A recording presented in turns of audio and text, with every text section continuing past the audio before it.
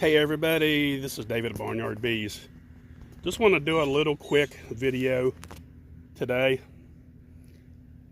November 1st, day after Halloween, and I just wanted to show the bees are just barely moving. It's still cold out. The sun's coming out good. It's probably 50 degrees or so, maybe a little bit warmer. The bees are just now starting to move. But anyway, what I want to talk about today is the Propolis seal that you'll get in your beehives that's sealed up for the winter time, that you don't want to break once it sets in. You don't once they set that Propolis, there's always going to be a Propolis seal, and you continuously open it throughout the year, throughout the spring and summer, fall.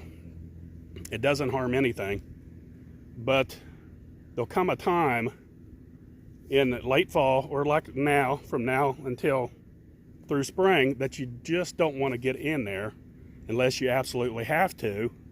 You don't want to break that Propolis seal. The bees regulate what they need for ventilation, and they also base it on that seal that is sealed up.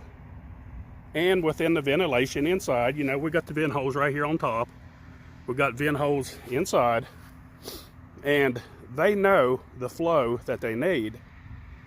And you don't want to break that seal, especially in colder climates.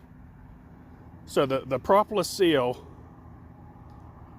will keep it secure, closed off. It'll keep winter winds from blowing your lids off. Of course, you should have weights on them anyway. What you want to do is just keep them secure, leave them alone throughout the winter time.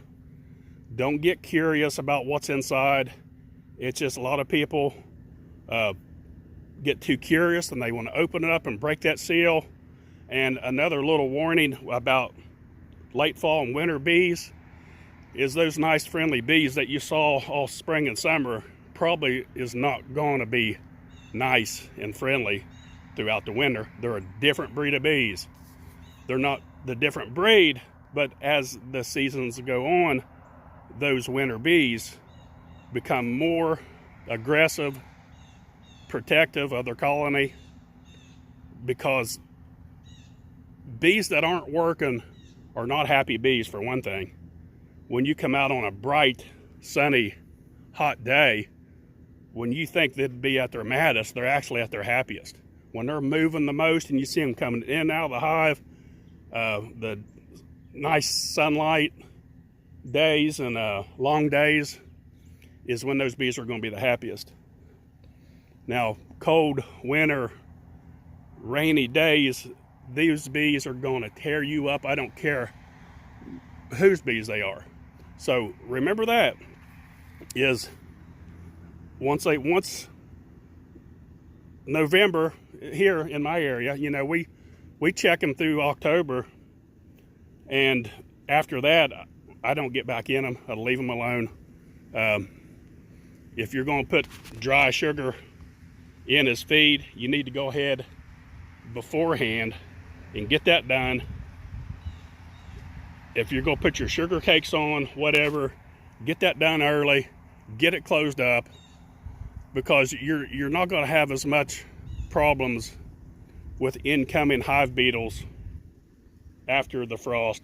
It's not pretty much a problem because they're a warm weather bug, of course.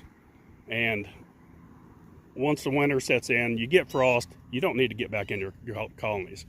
Leave them alone, let them overwinter, be patient. Don't get so curious that you got to break inside to see what's inside of them, because you're going to cause more damage than good, because there's nothing you can do at that point anyway.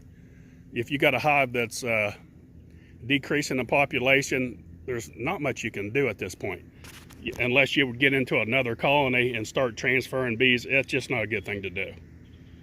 Just let them go. If they make it, they make it. Do all your prep work before, in our area, in North Georgia, before November for sure. And so just a little tip from BarnYard Bees. I wanted to get that out. That's been on my mind about the Propolis seal. Want to talk to y'all a little bit about that. So don't forget, folks, click on the little bell, like and subscribe. Thanks for watching. BarnYard Bees.